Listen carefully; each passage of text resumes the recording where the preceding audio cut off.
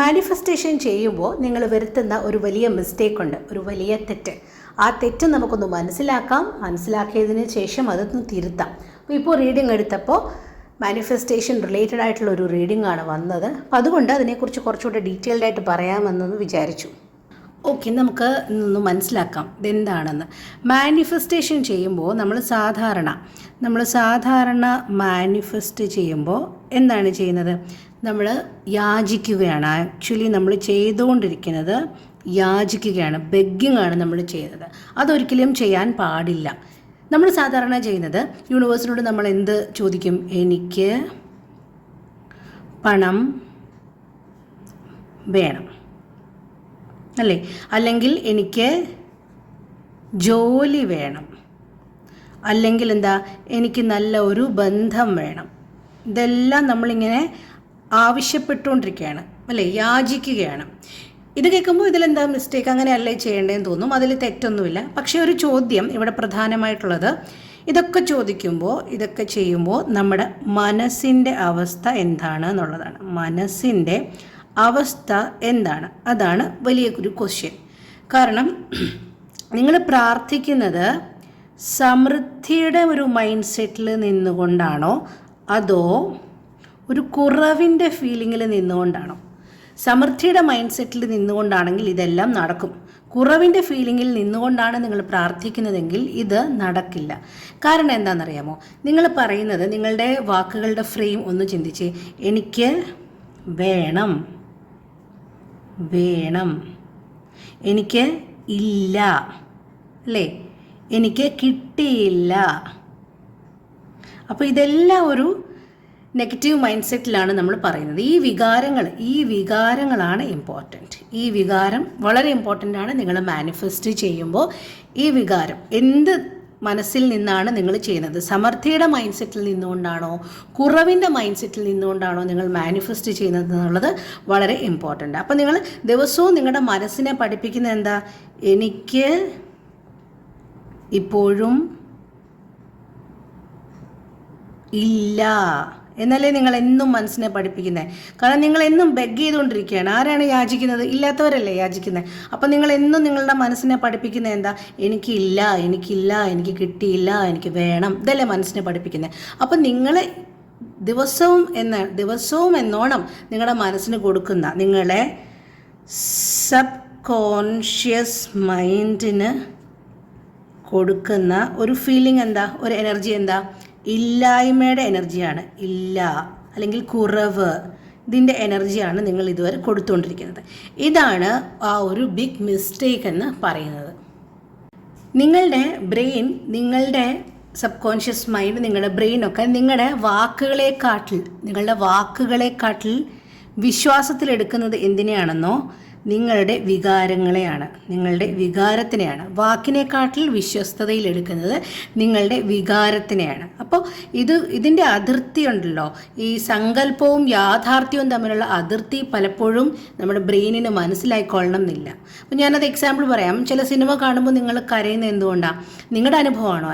അല്ല, പക്ഷേ നിങ്ങൾക്ക് നിങ്ങളുടേതാണെന്ന് തോന്നുകയാണ്. ആ യാഥാർത്ഥ്യവും സങ്കല്പവും തമ്മിലുള്ള വ്യത്യാസം മനസ്സിലാക്കി എടുക്കാൻ പറ്റാത്തത് കൊണ്ടാണ് നമ്മൾക്ക് കരച്ചിൽ വരുന്നത് അല്ലേ.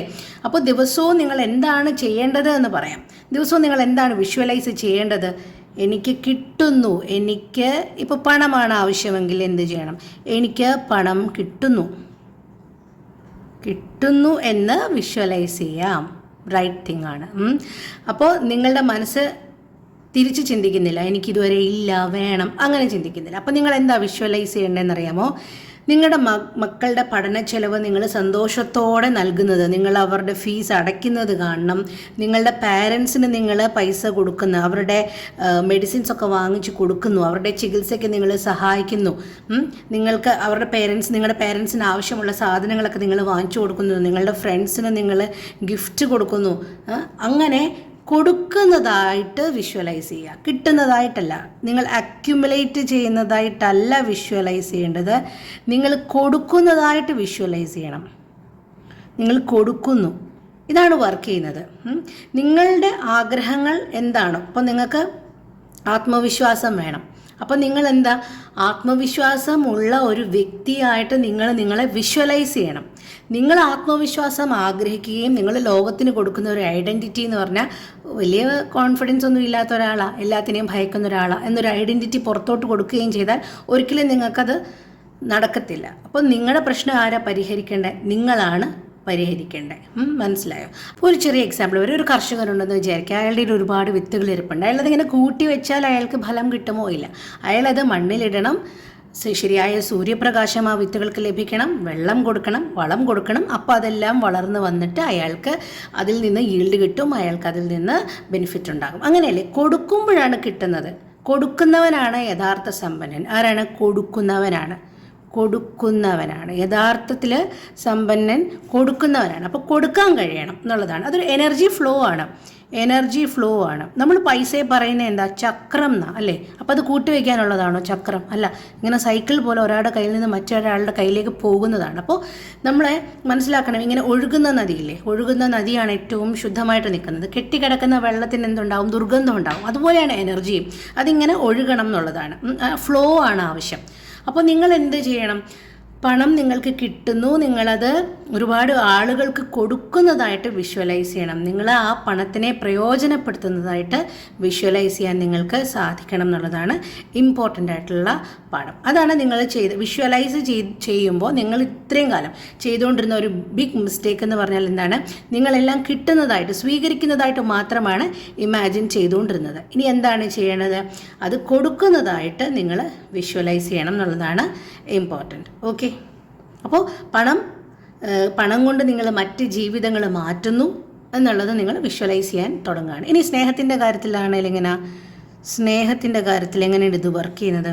സ്നേഹം നിങ്ങൾ കിട്ടുന്നതായിട്ട് മാത്രമാണ് കാണുന്നത്. എൻ്റെ ബന്ധം ശരിയാകണം, എൻ്റെ റിലേഷൻഷിപ്പ് ഓക്കെ ആയിരിക്കണം, എന്നോടെല്ലാവർക്കും സ്നേഹം വേണം, എന്നോടെല്ലാവർക്കും ട്രസ്റ്റ് വേണം, അങ്ങനെയല്ലേ വിചാരിക്കുന്നത്? നിങ്ങൾ കൊടുക്കുന്നതായിട്ട് ഇമാജിൻ ചെയ്യൂ.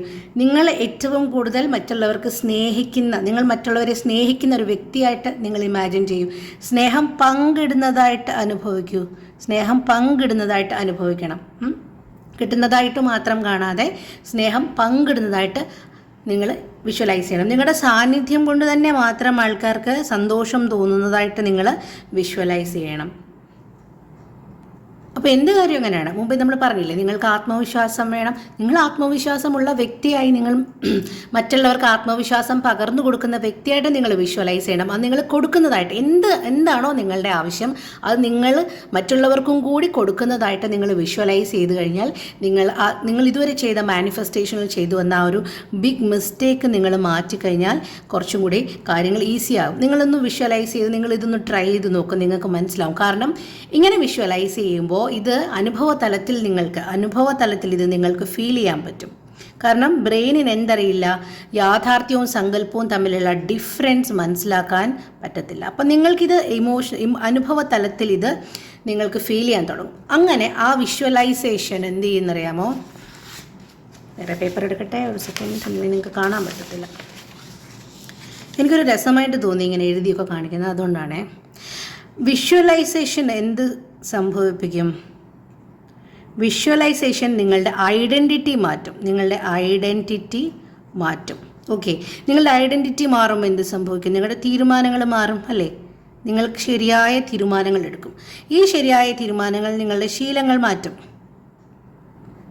അപ്പോൾ നിങ്ങൾ അവസരങ്ങൾ കറക്റ്റായിട്ട് ഐഡൻറ്റിഫൈ ചെയ്യാൻ തുടങ്ങും. അവസരങ്ങൾ, ജീവിതത്തിൽ വരുന്ന ഓപ്പർച്യൂണിറ്റീസ് നിങ്ങൾ കറക്റ്റായിട്ട് ഐഡൻറ്റിഫൈ ചെയ്യാനായിട്ട് നിങ്ങൾ തുടങ്ങും. ഈ അവസരങ്ങളാണ് പലരും മാനിഫെസ്റ്റേഷൻ എന്ന് വിളിക്കുന്നത്. ഇതിലേക്ക് നമ്മളെ കൊണ്ടെത്തിക്കലാണ്. ഇതൊക്കെ പ്രവർത്തിക്കുന്നത് പുറത്തുനിന്ന് എന്തെങ്കിലും ഒരു എക്സ്റ്റേണൽ ഏജൻസി അല്ല. ഇതൊക്കെ നമ്മുടെ ഉള്ളിൽ നടക്കുന്ന കാര്യങ്ങളാണ്. വിഷ്വലൈസ് ചെയ്യുന്ന നമ്മളാണ്. ആരുടെ ഐഡൻറ്റിറ്റിയാണ് മാറുന്നത്? നമ്മളുടെ. ആരാണ് തീരുമാനങ്ങൾ ശരിയായിട്ട് എടുക്കുന്നത്? നമ്മൾ. ആരുടെ ശീലങ്ങളാണ് മാറുന്നത്? നമ്മളുടെ. അവസരങ്ങൾ ആരാണ് ഐഡൻറ്റിഫൈ ചെയ്യുന്നത്? നമ്മൾ. അപ്പോൾ മാനിഫെസ്റ്റേഷൻ വർക്ക് ചെയ്യുന്നത് നമ്മുടെ ഉള്ളിലാണ്, പുറത്തെ സാഹചര്യങ്ങൾ മാറ്റുമല്ല. അപ്പോൾ എന്താ ചെയ്യേണ്ടത് ഇനി മുതൽ? പ്രാർത്ഥിക്കണം, പക്ഷേ യാചിക്കുന്നവനെ പോലെ അല്ല പ്രാർത്ഥിക്കേണ്ടത്. മാനിഫെസ്റ്റ് ചെയ്യണം, പക്ഷേ ബെഗ് ചെയ്യാൻ പാടില്ല. എപ്പോഴും നിങ്ങൾ എല്ലാം കിട്ടിയിട്ട് മറ്റുള്ളവർക്കത് കൊടുക്കുന്നതായിട്ട്, സ്വീകരിക്കുന്ന ആളായിട്ടല്ല, ലോകത്തിനത് കൊടുക്കുന്ന ആളായിട്ട്, സ്നേഹം വേണോ സ്നേഹം കൊടുക്കുന്ന ആളായിട്ട്, എല്ലാവർക്കും സ്നേഹം സ്പ്രെഡ് ചെയ്യുന്ന ആളായിട്ട് നിങ്ങൾ വിഷ്വലൈസ് ചെയ്യണം. പണം വേണോ, പണം എല്ലാവർക്കും കൊടുക്കുന്ന, പണം കൊണ്ട് ഒരുപാട് പേരുടെ ജീവിതങ്ങൾ മാറ്റുന്ന ആളായിട്ട് നിങ്ങൾ വിഷ്വലൈസ് ചെയ്യണം. ഒരുപാട് ആൾക്കാർക്ക് നിങ്ങൾ ജോലി കൊടുക്കുന്നു, ശമ്പളം കൊടുക്കുന്നു, നിങ്ങൾ പാരൻസിനെ സഹായിക്കുന്നു, ഗിഫ്റ്റ് കൊടുക്കുന്നു, ഡ്രസ്സ് വാങ്ങിച്ചു കൊടുക്കുന്നു, അങ്ങനെ നിങ്ങളെല്ലാവർക്കും കൊടുക്കുന്നതായിട്ട് നിങ്ങൾ ഇമാജിൻ ചെയ്യുക. അപ്പോൾ ലോകത്തിന് മൂല്യം നൽകുന്ന ഒരാളായിട്ട് നിങ്ങളെ വിഷ്വലൈസ് ചെയ്യണം. അപ്പോൾ നിങ്ങൾ ആരായി മാറണം എന്ന് ആഗ്രഹിക്കുന്നു അതായി നിങ്ങൾ വിഷ്വലൈസ് ചെയ്യുക എന്നുള്ളതാണ്. ഓക്കെ, അപ്പോൾ എപ്പോഴും എനിക്കെന്ത് കിട്ടും എന്ന് മാത്രമായിരുന്നു നമ്മളുടെ ചിന്ത. അപ്പോൾ ഇപ്പോൾ നമ്മുടെ ആ ഒരു ചിന്ത മാറിയല്ലേ. എന്നിലൂടെ ലോകത്തിന് എന്ത് ലഭിക്കും എന്നുള്ളതാണ്. ലോകത്തിന് നമ്മൾ എന്ത് കൊടുക്കും എന്നുള്ളതായി നമ്മുടെ ഒരു പോയിന്റ് എന്ന് പറയുന്നത്. അപ്പോൾ അത് വർക്കാവും. ഓക്കെ, ഇനിയിപ്പോൾ ഇത് ചെയ്യുമല്ലോ. അപ്പോൾ നിങ്ങൾ വിഷ്വലൈസ് ചെയ്യുമ്പോൾ എന്ത് ചെയ്യാൻ പാടില്ല? 1, യാചിക്കാൻ പാടില്ല. 2, നിങ്ങൾ ഈ ഒരു പ്രോസസ്സ് വിഷ്വലൈസേഷൻ കറക്റ്റായിട്ട് ചെയ്യണം. നിങ്ങൾ കൊടുക്കുന്നതായിട്ട്, ഒരിക്കലും സ്വീകരിച്ച് വെച്ച് അക്യുമുലേറ്റ് ചെയ്യുന്നതായിട്ടല്ല, എല്ലാം കൂട്ടി വെച്ച് അനുഭവിക്കുന്ന ഒരാളായിട്ടല്ല നിങ്ങൾ വിഷ്വലൈസ് ചെയ്യേണ്ടത്. എല്ലാം കൊടുക്കണം, എല്ലാവർക്കും കൊടുക്കണം. ലോകത്തിന് നന്മ ചെയ്യുന്ന ഒരാളായിട്ട് നിങ്ങളെ വിഷ്വലൈസ് ചെയ്യുക. അപ്പോൾ നിങ്ങൾക്ക് ഉറപ്പായിട്ടും സക്സസ് ഉണ്ടാകും. മാനിഫെസ്റ്റ് ചെയ്തുകൊണ്ടിരിക്കുന്നതിൽ ഈ വലിയൊരു ബിഗ് മിസ്റ്റേക്ക്, ഈ വലിയൊരു തെറ്റ് നിങ്ങൾ ഒഴിവാക്കുക. നിങ്ങൾക്ക് മനസ്സിലായി എന്ന് വിചാരിക്കുന്നു. നിങ്ങൾക്ക് മനസ്സിലായെങ്കിൽ നിങ്ങൾ അറിയിക്കുക. അപ്പോൾ നമുക്ക് ഇത്തരം ഇൻഫോർമേറ്റീവ് ആയിട്ടുള്ള വീഡിയോസുമായിട്ട് അടുത്ത ഒരു വീഡിയോയിലൂടെ കാണാം. Thank you for listening. Thank you.